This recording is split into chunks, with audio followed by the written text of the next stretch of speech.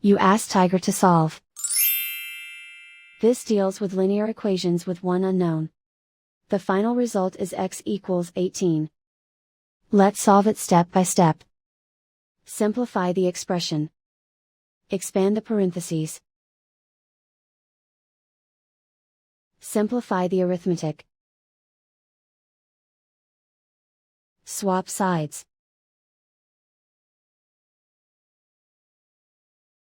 Group all constants on the right side of the equation. Add 12 to both sides. Simplify the arithmetic.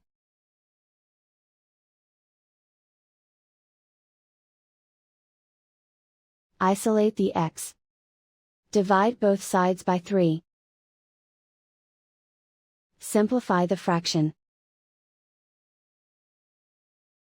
Find the greatest common factor of the numerator and denominator. Factor out and cancel the greatest common factor. And so the final result is x equals 18.